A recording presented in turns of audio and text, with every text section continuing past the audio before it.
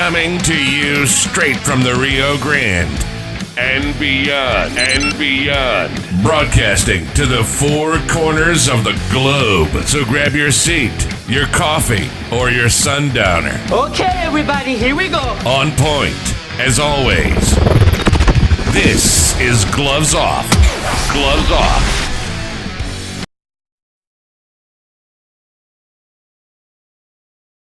So when I was working on Selena, the series for Netflix, to play the role of Abraham Quintanilla, I put on a specific amount of weight, which I was fine doing, but also realizing it could be difficult to get that weight off. I got back into my physical regimen with James Leja, but I was still having trouble with just those last amounts. And that's when I got to meet Arturo from Laredo Medical Weight Loss Clinic. And just the products that he gave me kind of put me over the edge. I feel great about myself.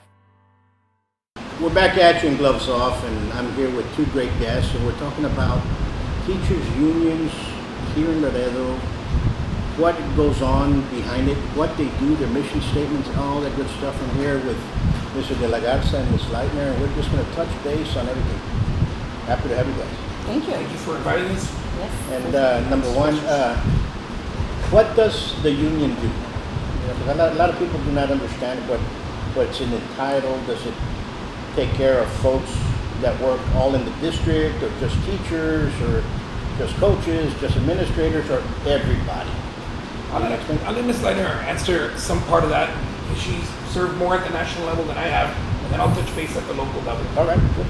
We represent any employee of a school district. Okay. We don't close the door to, a certain level of employee. We welcome all levels of professions within the organization called school district. There are others who are particular or more selective in their membership, and they represent just teachers. Okay. So we have two levels of membership. We have three locally, let's say. We have our non-professional / paraprofessional or non-certified employees, such as bus drivers, cafeteria workers, security teams, office personnel, and then the certified, active certified, that would be a classroom teacher, that could be a librarian, a counselor, somebody that needs a certificate in order to perform his or her duties. And then beyond that, we have the retired category. We have the aspiring teachers category at the state level. We also have the faculty category, and there's representation for all levels within the organized school districts to sit at the table within our state level of membership. So our level of membership is local, transitions to region, and then transitions to state. And if you belong to the state, you belong to the National Education Association. Okay, good. And does this union, does it encompass both school districts, or all three school districts, or whatever? Actually, he used to work for Laredo ISD. I currently work for United ISD. So we merged some time ago. We became, instead of three different locals or groups under Texas State Teachers Association, we became one. We merged into one. Okay. And so we represent the needs of both districts. Awesome. Is a Catholic parochial schools involved or not? No, they're not. Not even the known as charter schools. Those are different entities. Okay. Can they if they want to? As far as we know, we do not receive their membership because their type of salaries or employment contracts are different from those in the district. Get you. What are the most, how can I say, what are the issues that you all basically take care of that you see more prevalent? Is it more contractual issues, or is it somebody got fired, or what's usually what you guys see the most of? I think we see a little bit of everything. One of the things that we do find students, we have what are called campus level issues. Sure. So what may be happening at her campus may not be happening at my campus or across districts. So for instance, we talked about, scheduling. Some schedules, the contract day at the elementary level may start at 7:30, yet the principal at one location or campus may attempt to try to have the workers show up earlier. So that may just be isolated to that particular campus. Whereas something else may be another issue. Let's say backpack checks. That may be a campus, not only a campus directive, but a district initiative where, every teacher has to do duty in the morning. They have to help with backpack checks, make sure to provide additional security through the passing times as well. So not only in the beginning, but also during the course of the day. To try to help ease the flow of traffic for the kids, but also to make sure that, if there are any potential risks, there's someone who's actually laying ice. So sometimes that may be a good thing, sometimes it may be a bad thing, depending on how administration, implements whatever task they decide or whatever campus directive, if you will. But so this is an administrative issue. So it wouldn't be a principal issue, like say for one high school or one school will say, okay, all the teachers, you guys have to go do it. This has to come from the administration of the school district, no? That's what we have seen for the most part. Some of the, campus level issues that we have been dealing with, hearing, advocating, facing, sometimes are campus level only. So the administration at a campus may want to implement an initiative. That's what it is, trying to prevent a situation by implementing something else and putting the burden, perhaps, it's a burden, on some of the personnel, certified personnel like teachers or counselors and, other positions or levels, instead of saying, well, that's a security issue that pertains to the security team, something like that. But if the district comes up with an initiative across the district, so that's a different situation. They usually are more conscientious of the fact that there is a contract and there are certain limitations or certain requirements that a teacher must fulfill in the event it's a teacher, right? Or in the event it's a salaried employee, an hourly employee. Like a custodian is an hourly employee versus a teacher or librarian who is salary. Yeah, we are salaried. We sign a contract based on days of employment. But when you sign a contract, you all should have some type of stipulation of this is a protocol, this is your duties of you performing these duties, and you cannot step off the bounds of those duties, correct? Right, and that's where we address those issues. Sometimes, as a former coach, some of the things that we see is within the contract, you have and other duties as assigned. So that kind of, it's a caveat. So it's almost a catch-22 as well, because you're like, what's it really saying? It's leaving it open up to interpretation. So some of the things that we talk about is, one of the issues that we have a lot is after-school tutorials. If they're not mandated by the district, because it is considered voluntary, but yet a principal at, once again, Campus X deems it to be mandatory, well, that's when we start getting the issue. That's when we get ourselves involved to find out, okay, so district level, we're saying that it's optional. However, campus level, we're saying it's mandatory. Well, what's going to supersede what? So we're there to protect the workers, to make sure that you're not going to violate the contract, right, or the district policy, if you will. Yeah, of course. Because all of a sudden you can get a principal in the district in the school that says everybody has to stay here till 7 o'clock. But why? Mm-hmm. Oh, because I want you guys to stay here till 7 o'clock. But so all that has to come from the administration. Right. And and there are times where there are duties and obligations such as report card night, teacher night, sometimes reading night, depending on the elementary level. So different levels, elementary, secondary, middle and high school will all have, different nights where you will have to stay. But usually you have a little bit of quid pro quo. If you stay late, sometimes the administration, I know in your case, they purchase meals, so they feed them. Whereas in other locations, you're left to fend on your own. It's like, hey, you gotta stay.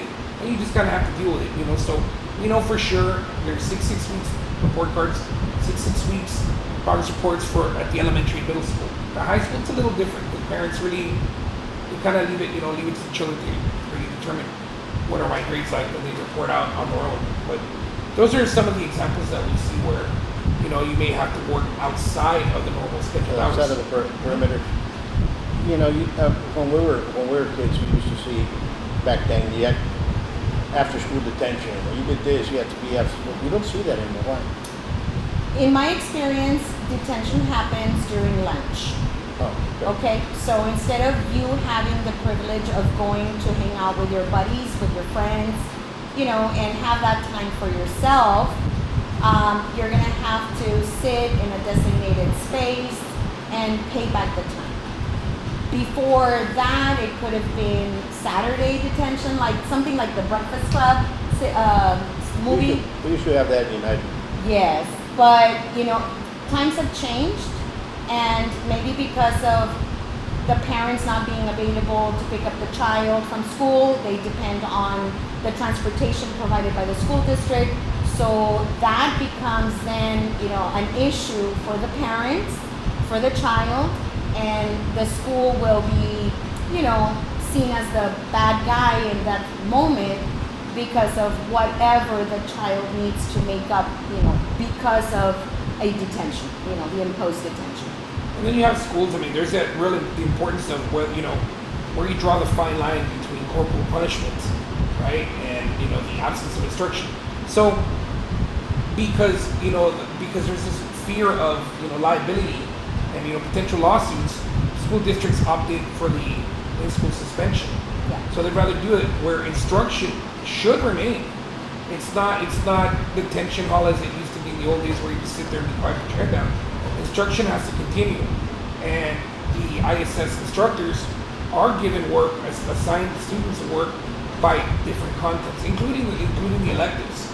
So they don't get a free pass of just sitting there taking a nap all day, because once again, it goes back to state mandated instructional minutes, which every child has to adhere to. Yeah. What do you see that are major changes that need to be addressed now that you see, we're going to be facing this, and it's really going to affect not only all the workers or the teachers or the workers, that we really have to get ahead of ourselves to kind of change things that are coming up. Have you all foreseen anything? Foreseen, no. Seen it, yes. Post-COVID, COVID came to interrupt instruction, came to interrupt learning. So it's like somebody pressed the pause button. And because of whatever you want to call it, if we want to, we'll say because of COVID, right? There's been a major and drastic change to attendance to school.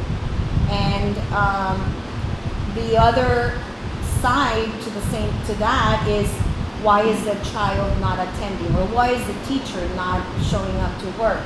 Anxiety, depression, illnesses that are the derivative of having had COVID. Things like that. Whatever social isolations happened and the person could not cope with are still, They're lingering right now.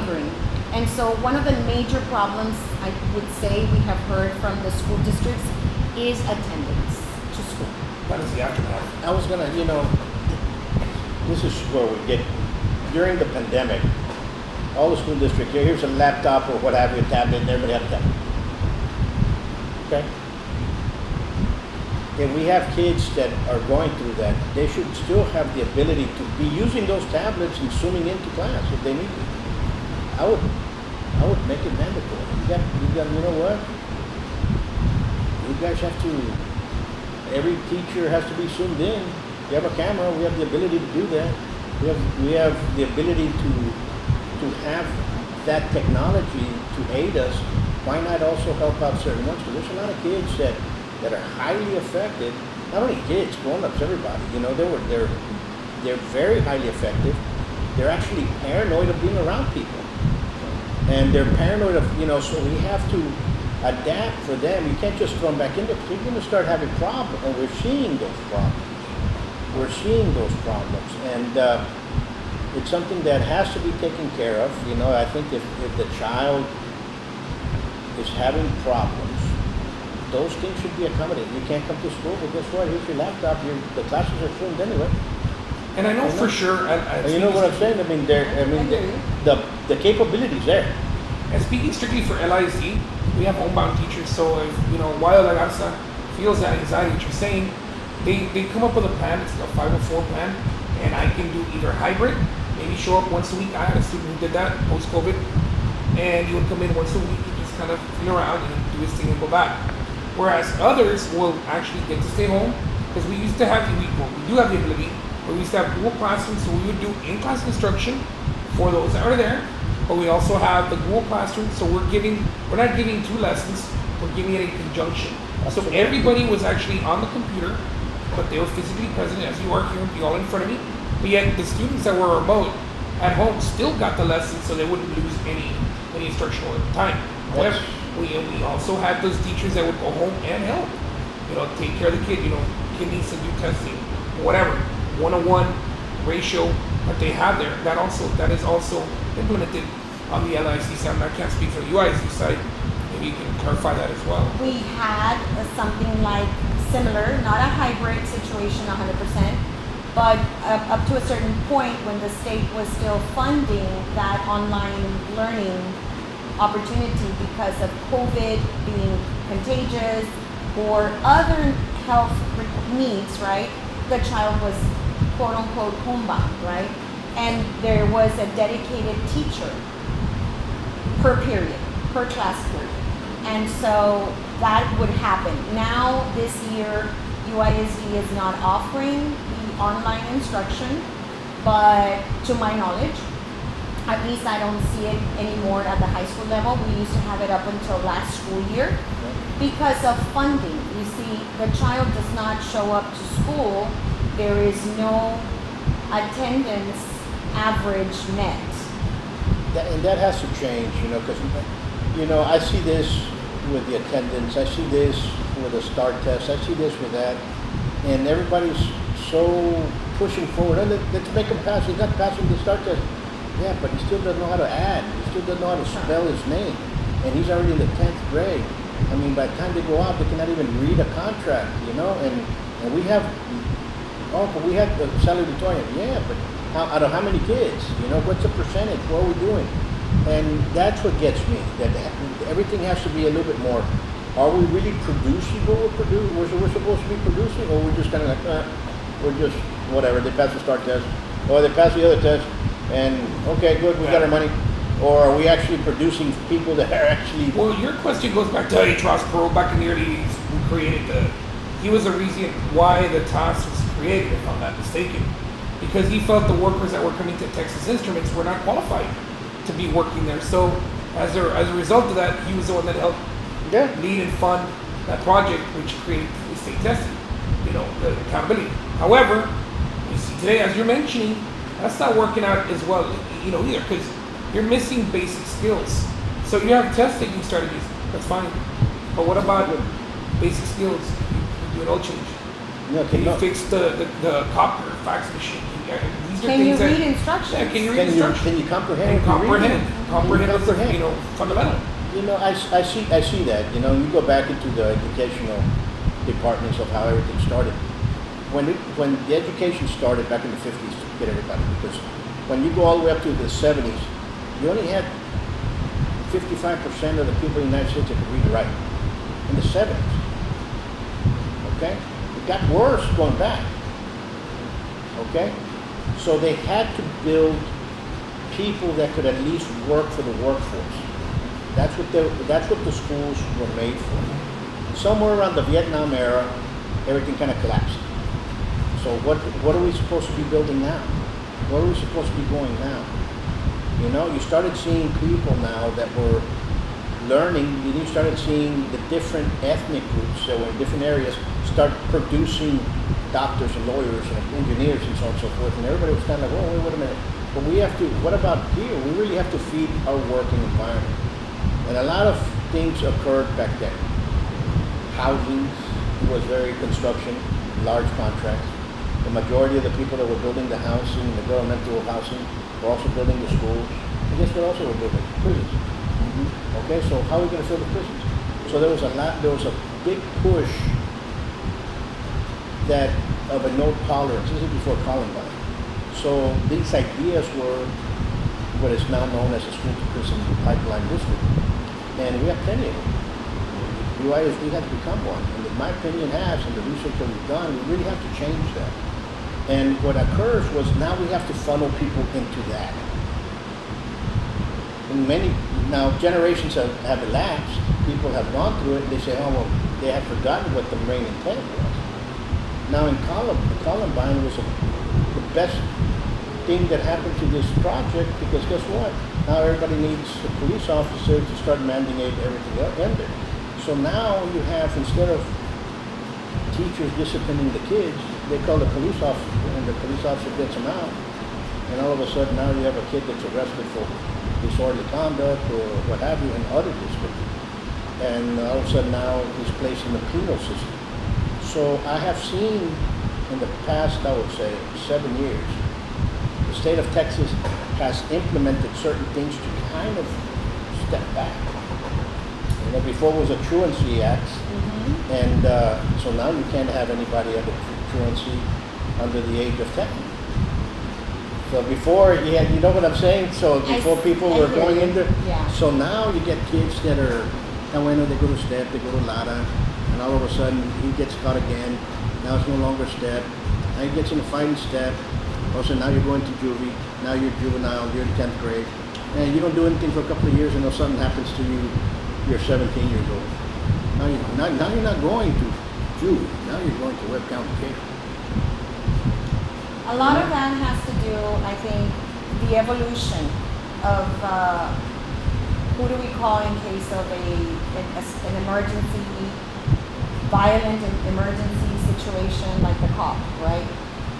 I think it's also been designed to protect the employees of a school district, because as a teacher, I'm not supposed to touch a student, physically touch a student, not even how you're doing, right? Which is a sign of comfort, right? But it can be misinterpreted. So I'm not trained to get physically involved to break a fight, because now I'm liable. So then we leave it to the professionals. And I'll be honest, even they get, in hot water or fired because they said something to a child, a student, or whatever. But it also has to do with, I believe, programs offered in schools. You have the program that is academically inclined, the books, the theory, all those things, but we also need the other programs. When I'm into welding, I like, hands-on, I like those things. I think we have to bring back vocation programs. I mean, listen, you see that, all these things that you see on the wall, that's called taxidermy. If you get a taxidermist, he's going to be making a lot of money. Not a talent, it's a skill. It's a skill. It's a hard skill, and it can be a great lucrative business, especially in South Texas where everybody goes hunting. Yeah. And guess what? We lack taxidermists. In fact, I passed one of my students who said, I don't know what to do. Professor, what should I do? Go to taxidermy school. Well, he was making a killing. Yeah, my buddy Adam Ray, give me a shout out. Free advertising for Adam Ray. Yeah. Just became a taxidermist. He already picked up after his father, used to do. Yeah. And he's now an actual taxidermist. He's working. He's doing that. Nixon, another shout out. Nixon High School, vocational program there is great. We've got professors, Oscar Gutierrez, woodwork, Ray Garza, they used to have butchery. They have butchery. They do the casing. Yeah, that's great. If you ever get automotive, Abel Sanchez and Chuck Valdez. Cosmo. Evan Diaz, Martin Rodriguez. How about we have a lot there. How about sewing? How many people go get quinceañera dresses and wedding dresses just here in Laredo? I mean, and they're looking for seamstresses, and let's get those talents back up. I mean, those are skills that we are losing, those hard skills, and we also need the soft skills as well. Yeah. And we have to teach them that, because that's what's needed in the workforce. But the driving force, unfortunately, and the root of all evils is money. So you need money to implement programs, and the state gives money based on attendance, based on accountability, which is connected to how the children perform in the standardized testing. So the union is against standardized testing. It's a money-making machine in the billions. And it does nothing for the progress of what that It individual. doesn't define a child. No, it doesn't define education. Tampoco. No, nothing. On the contrary. And I feel for the teachers. I always see the teachers are not getting paid. We have some excellent. We have some great teachers in there. We have some knuckleheads, but we have some great teachers throughout. You know, and they don't get paid. They need to get out there doing a little bit more. And I understand the safety. Believe me, I understand safety. That's what I do. That's what I did. You know, it's from a lifetime. You know, and I understand the attack, the physical. I understand the parameters of what's a social issues in the community and how they go down into the schools, and some of those things cross-reference. And I understand there's some kids there that are uncouth, and then there's some people that are just like that as well. You know, they're adults, and you talk to them and you're like, oh, well, wait a minute. You know, the father's like this, the kid's different. What, you know what I'm saying? So Yeah. it's Technology has been a friend and a foe. So it's a double-edged sword. So it has been a babysitter. It has been a source of inspiration for evil doing. all kinds of stuff. And you know, we just, to me, do we have good schools here? I think we have the ability. And if you have the ability, you can make it in life. And that's the American dream. That's why we have so many people coming over here. We live in the best country there is. Now, I do not see a superintendent getting paid $190,000, $200,000, and then you have a teacher that's doing a lot more than he is or she is, and they're getting paid 40 maybe. How much does a teacher get paid roughly? 52,000 starting. I'm at 65 and change, and I've put in 22 years. So You know what I'm saying? So, and I see it as those that teach because of the passion of teaching are always going to be lower than those that really don't, that teach because I want money. And when you start seeing those kind of grow up the ladder, and I think there's some, you know, I look at things in different point of views. You know, and I take it back to the sport that we're in. There's people that can be great teachers.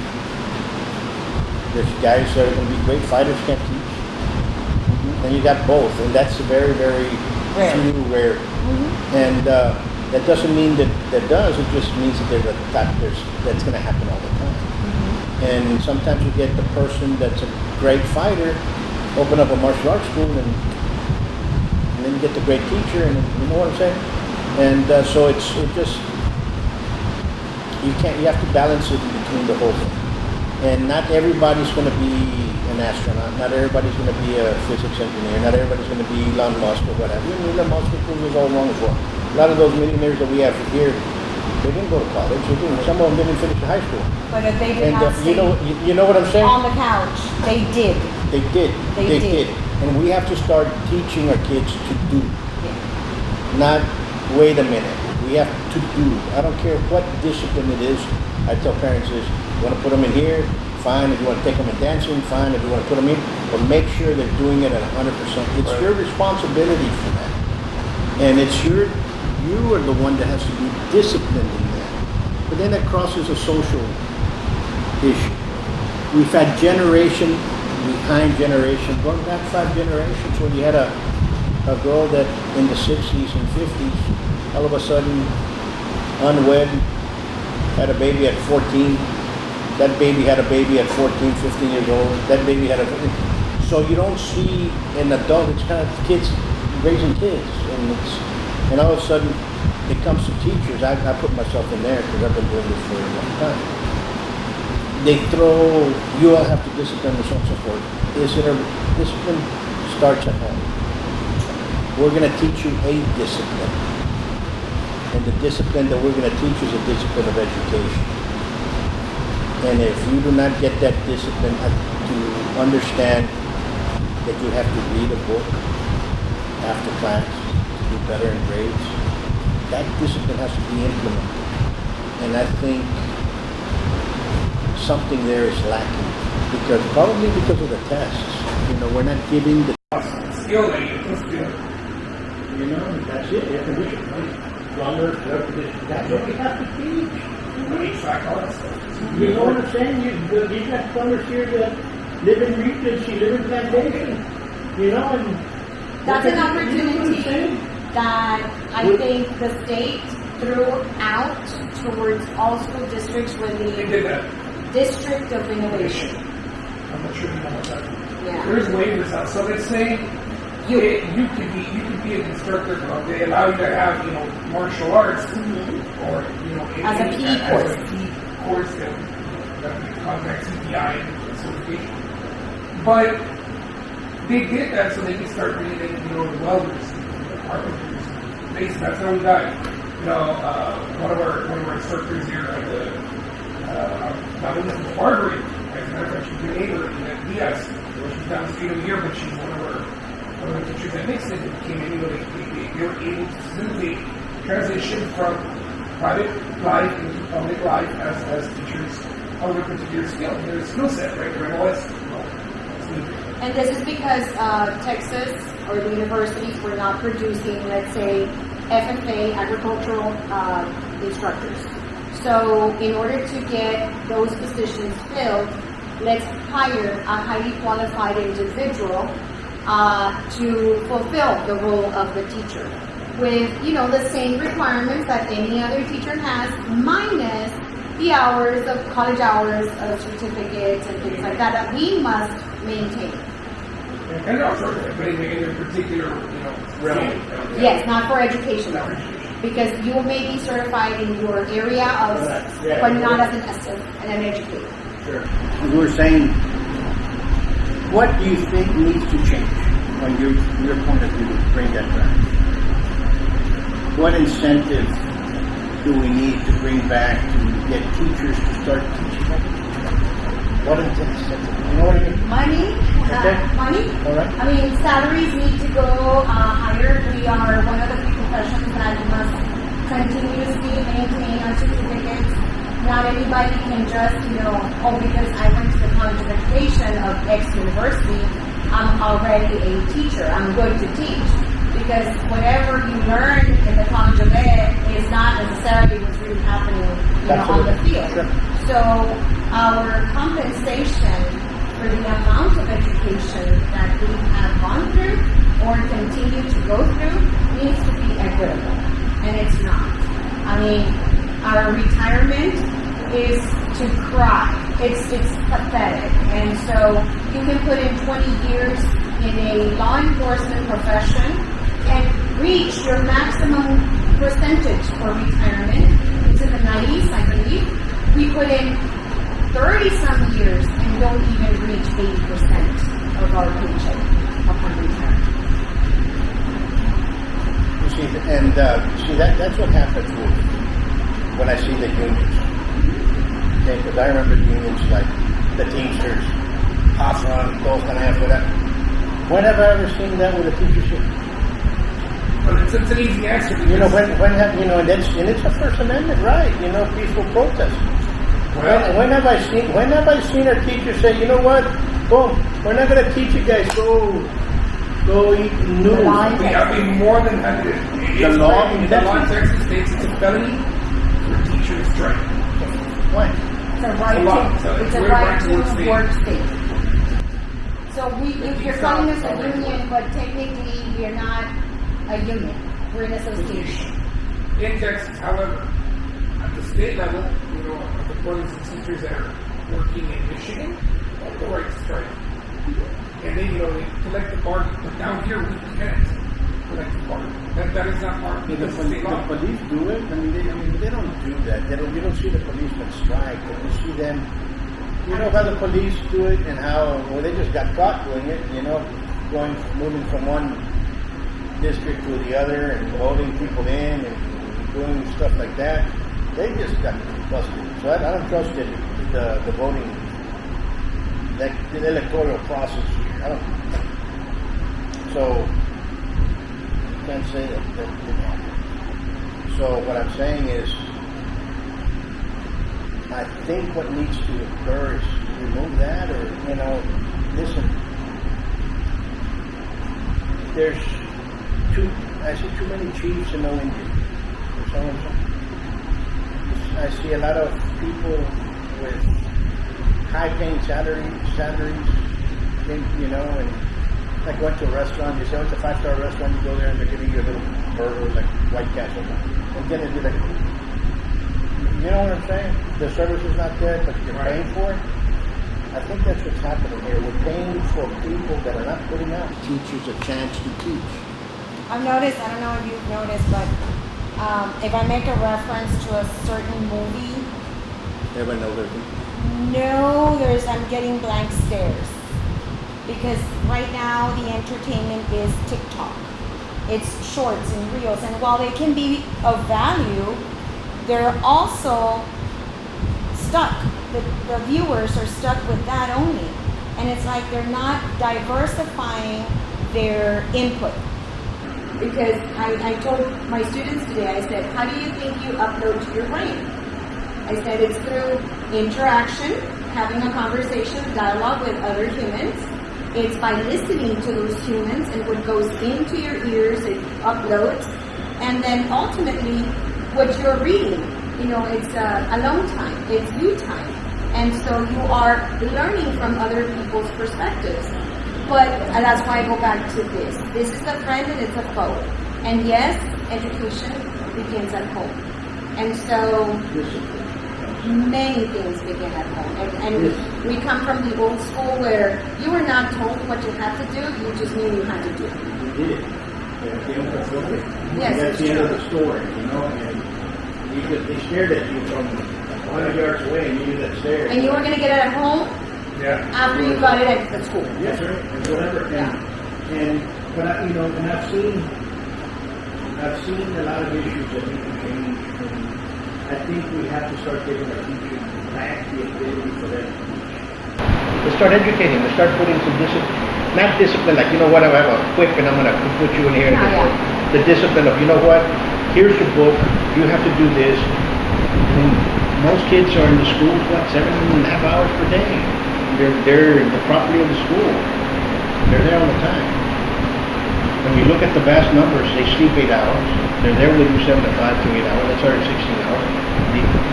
And it was when you look at the Department of Labor, they're only with the parents, depending on the age, maybe 2 hours. Fathers spend with kids between the age of 12 to 17 spend 45 minutes. That's if they have. They're living with their father. Most kids do not see their father because of other issues that are going on there. And then everybody cries, the fathers are not in their lives. Well, wait a minute, the state mandates for them to not go to the lives. I mean, we have non-custodial percentage, non-custodial parents in the state of Texas is between 91 and 92%. They don't go to men. But then everybody complains that the men need to be in there and this no los dejan verlos. And then in Webb County, it's 95.8, higher than the state. You're like,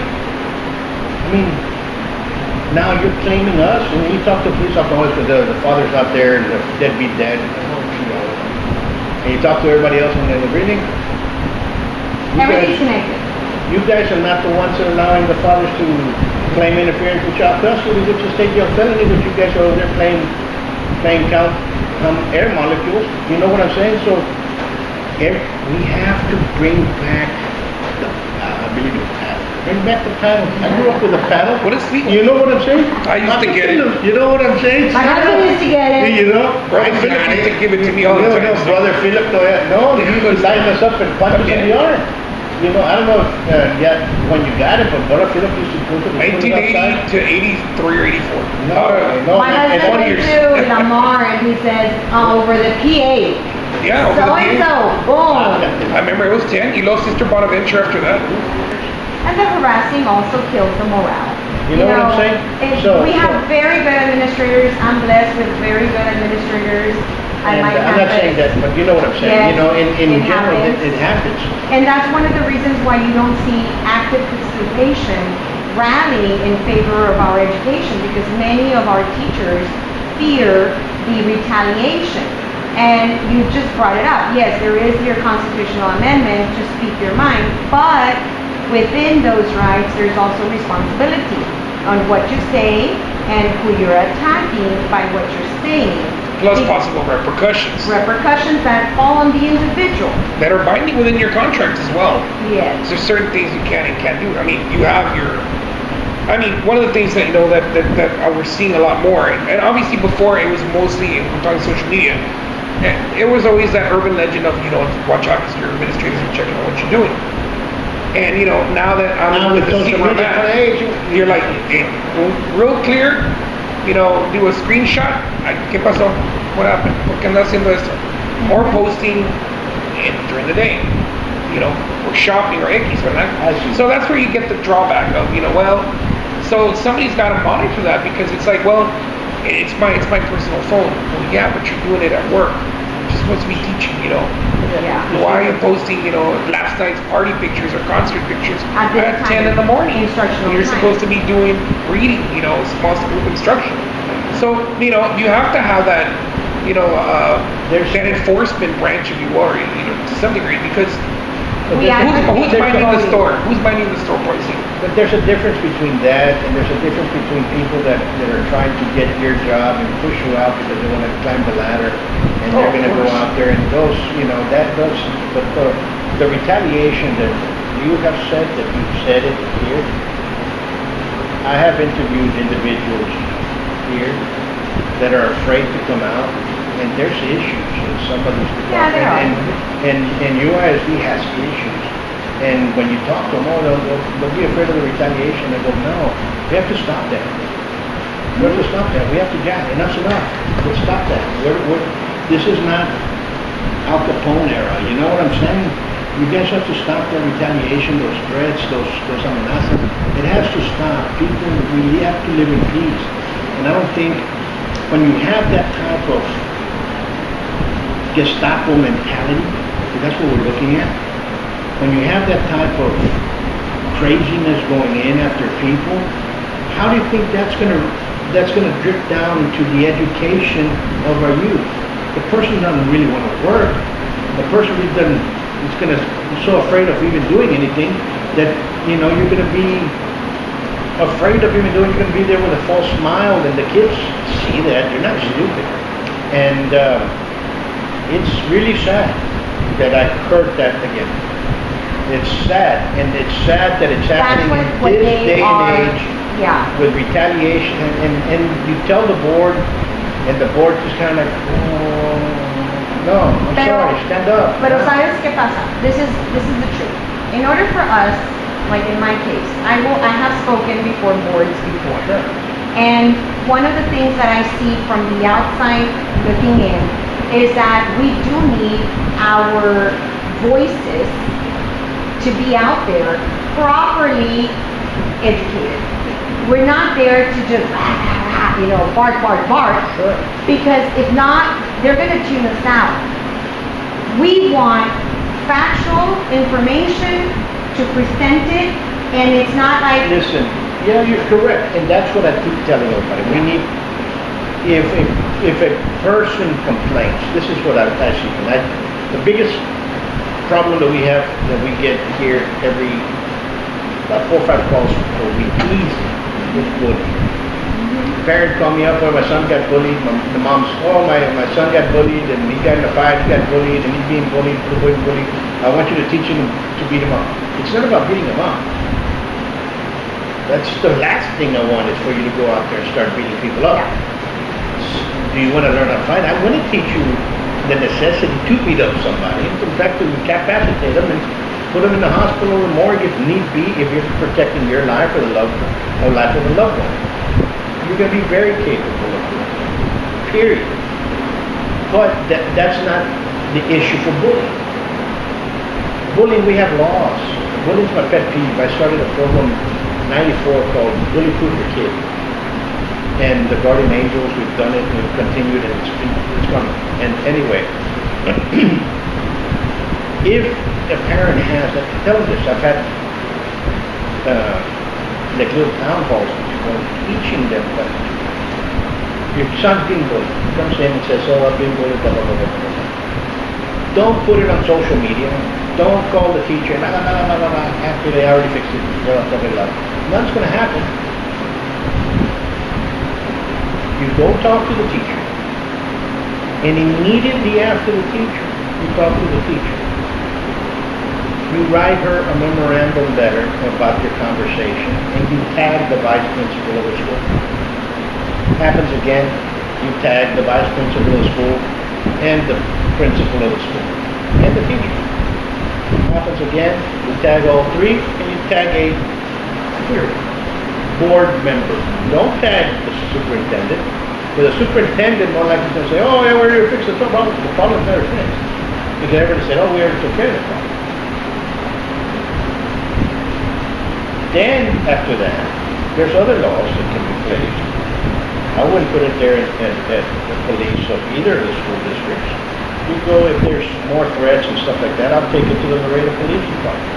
And have it, they're going to say you need to go to your jurisdiction. No, it's not jurisdiction. It's you guys do your job. And they should put it down. And if there's physical threats or assaults, they can take care of it. What happens with the police departments over here, as I've heard, is okay? So once it's done, there used to be a law and it changed. The bully would be moved from the school. Yeah. Now, either or can be moved. Okay? But, and it depends. Okay? But they don't do that. They don't follow that. They don't, well, so now the parent gets mad. It's continued. They go from the board. They start yelling away. They don't know how to get that across. Like you said, they block them out. All the administrators say, oh, that's papá está loco. No, no está loco. Hombre, disgruntled. So now the board says, oh, he's disgruntled. So now they see you, oh, here he comes again. ¿Entiendes? And that's the problem that we have. That's why I say there has to be a common ground, because there's a lot of money going in. We're building more schools, and we're going to end up building more and more and more schools. In 20 years, the rate is going to double. The rate is going. And guess what? We're going to still be having discussions like this 20 years from now because of people then haven't fixed anything that's been doing. Things have to change. And I'm glad you guys are standing up for the teachers, because it takes a special person to stand up for others, and I'm glad you all are doing it. We tried. And I mean, Wayo has to do it full time. No, but you're volunteering, you're part of it. It takes time. It takes effort. And it does take a toll sometimes. It does. And then everybody starts turning towards you and saying, pues, ¿qué vas a hacer? What are you going to do to defend us? And it's like, hey, I also want to be empowered. Empowerment.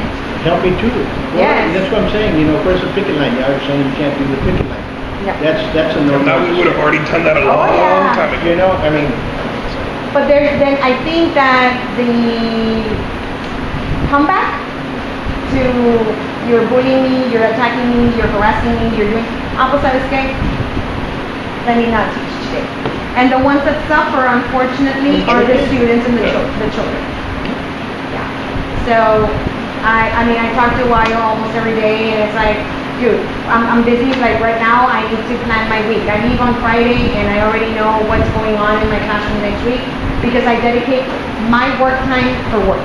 that's what I was taught. And the teacher that taught me that, to teach someone, not to learn, to know and everything else, how to teach it, Yeah. to make it progress. That's what he taught me. So not only that, not only do you have to have a lesson plan, but you have to have a lesson plan for a month, for this, and you continue. What's your goal? What's your objective? And that's where many people fail.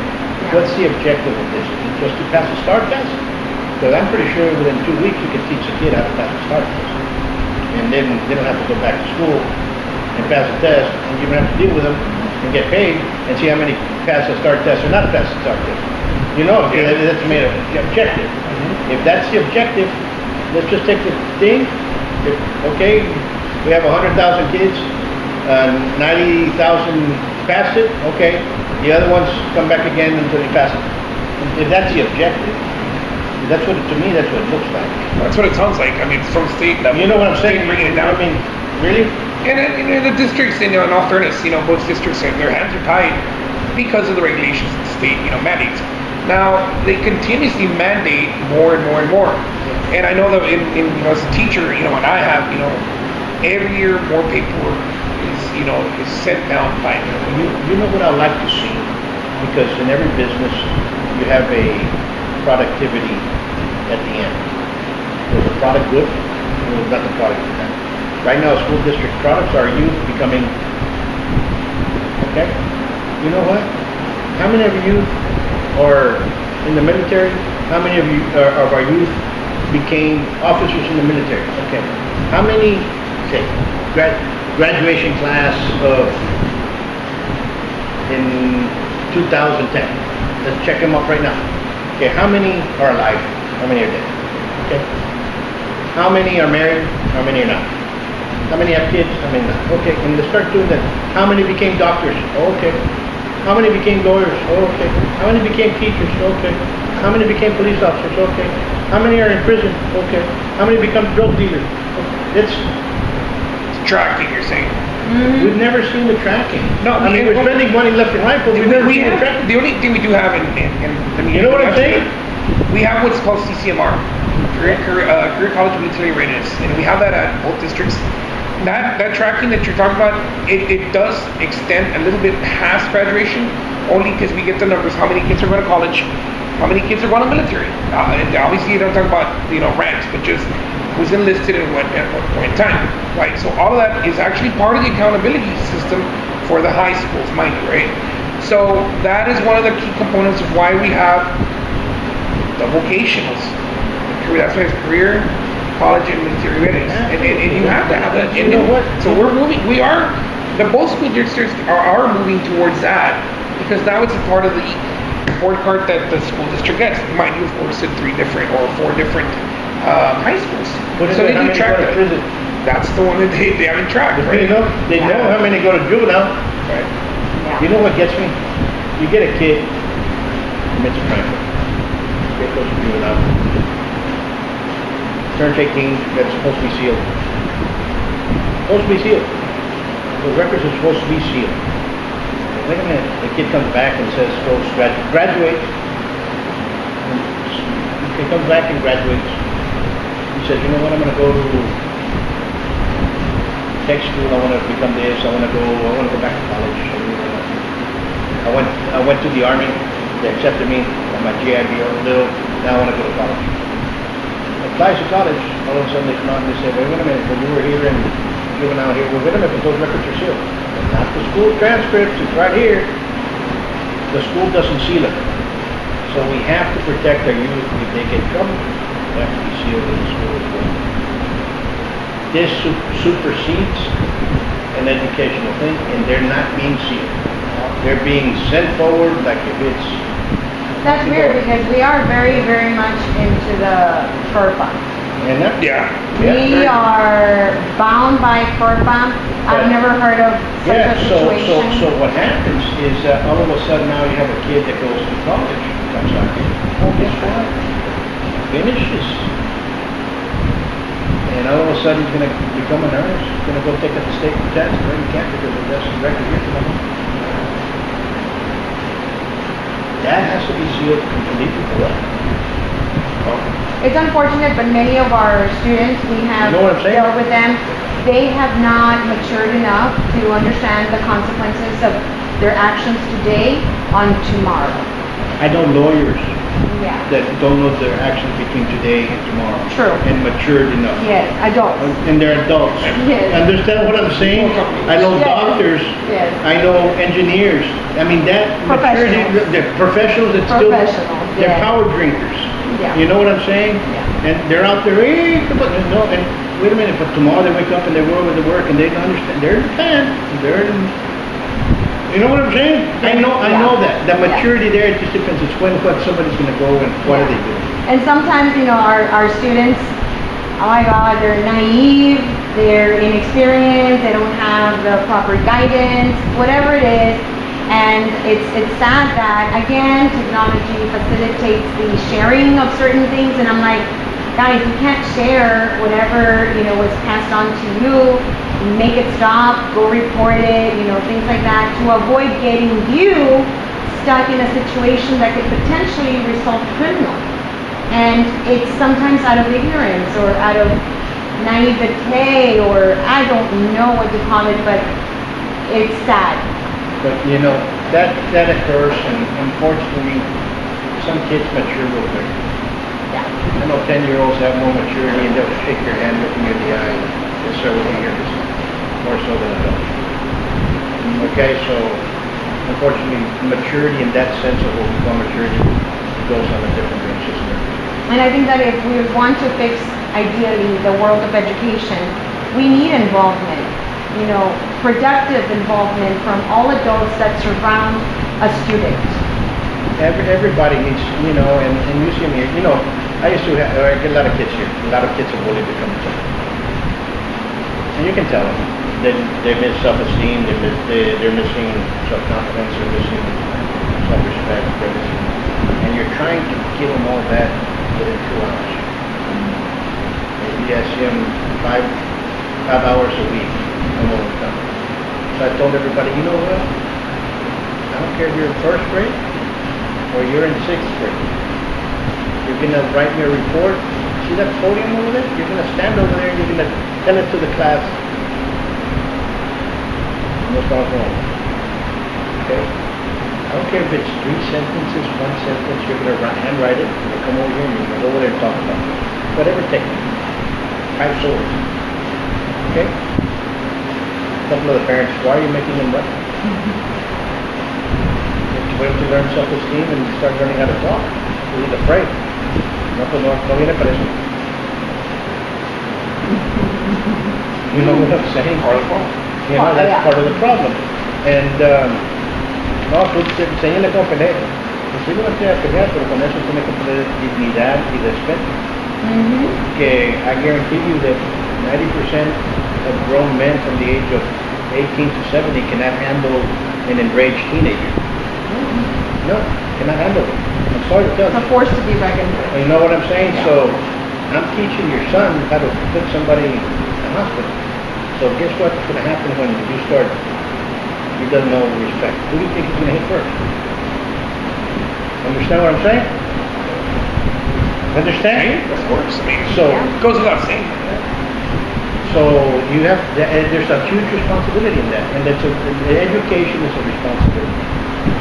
In all senses of the word education. Education is a responsible of the community. If we have a dumb community, then we're going to have the shenanigans that are continually going over and over and over and over and over. We need to educate our community heavily. And within Laredo, we have different needs. I used to teach in the south side of Laredo when I started my career as a teacher. And many of my students did not know their own city. They did not know what it was to travel, let's say, out of the south side into the north side of town. They did not know that Texas was the state. They did not know that Austin was the capital. They did not know what existed outside of their small bubble. And it goes back to, you don't have to be rich to have an education. No. You don't have to really travel to learn. And you hit the nail on the head. And what happens is that you have people, it's not bubble, it's the lack of education. We're not teaching them. We have to, and I'll say this over and over again, we have to allow our teachers to be teachers again. And we'll leave you guys with this. Folks out there, you all stay safe, be safe. Until next time, thank you guys. Thank you. Thank you very much. Thank you so much.